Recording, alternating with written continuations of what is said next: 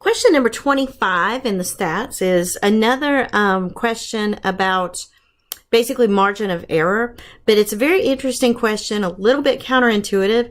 So let's kind of jump into it. First of all, you'll notice that you're weighing objects and the scale is accurate to the nearest half pound, and the scale reads 3 pounds. So you might be tempted to say, okay, so I know that the weight is somewhere between this. Notice that I did not say or equal to, because if it's or equal to, then it would be equal to 3.5, but 3.5 doesn't round to 3. So it can't be equal to 3.5. It has to be less than. But notice that it asks for the possible range of objects, and you've got only ounces. Also, when we round, we think of rounding to the nearest something as being whole units, like to the nearest pound or the nearest 10 pounds. To the nearest half pound is a little bit different. So let's take a look quickly at that. Another thing you need to remember is that there are 16 ounces in 1 pound. Okay, so but it rounds to the nearest half pound.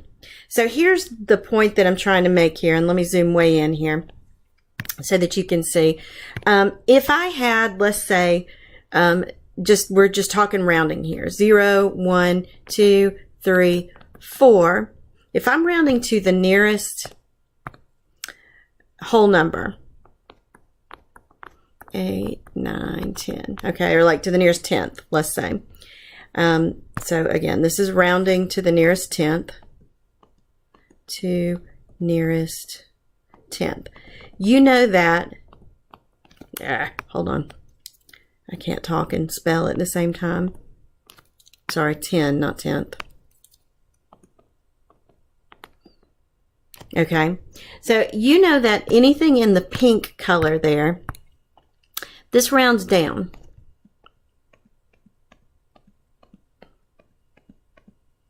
Okay, and anything in the purple color, with 5 being the exact halfway point, that's going to round up. Rounds up. That's rounding to the nearest 10. If you were rounding to the nearest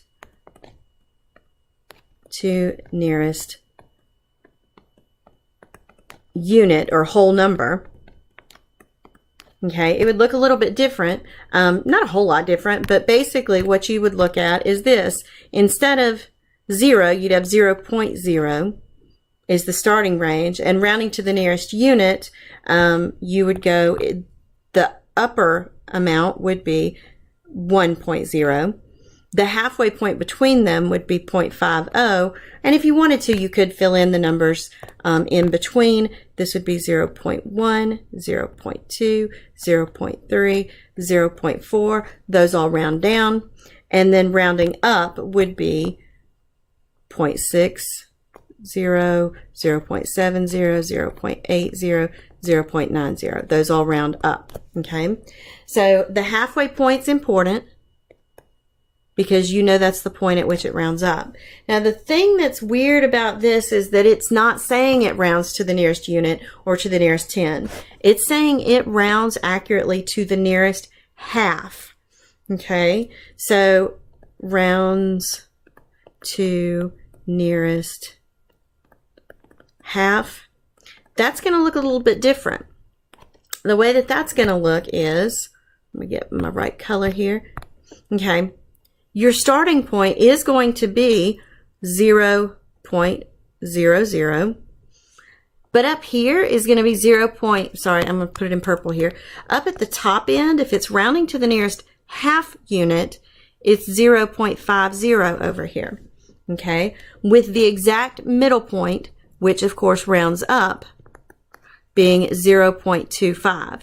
And if you really cared to fill it in, you could figure out that these go up by 0.05 in incremental units, 0.40, 0.45. But really, as long as you know the low end, the high end, and the middle, and recognize that the middle always rounds up, then you pretty much don't have to figure the other things out. So let's switch that to ounces. Rounds to the nearest. So let's say that this is the nearest half pound. So we're kind of doing sort of like a double number line situation, because where I'm going with this is that this rounds to the nearest. Well, what is a half pound in ounces? To nearest. Remember that 16 ounces is 1 pound. So that means it's what it's asking you to figure out is, if you start at 0.00, or let's just say 0 ounces, okay, what is the upper end of that value if the upper end is a half? And that would be 8 ounces, okay, because 8 is a half pound. And the middle would be 4 ounces, okay. So at 4 ounces, okay, you round up, or this particular measuring device rounds up, and below that you round down. So let's take a look. It says that you've got 3 pounds. Well, 3 pounds times 16 means that's 48 ounces. 48 ounces is the amount that it measures. And if you look, what that means is that if 4 ounces is your rounding point, is the tipping point, based on what we were told, it averages at 48 ounces here. That means that going up, that 4 ounces, that would be 52 ounces.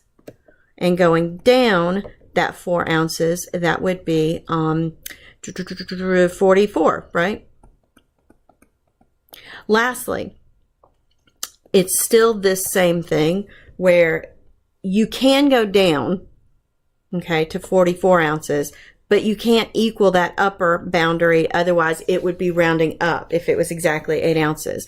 So what you've got is this interval from 44 ounces, inclusive, so the bracket tells you inclusive of 44, to 52 ounces, non-inclusive of 52. So from 44 to 52, and again, notice the correct bracketing, that answer is C.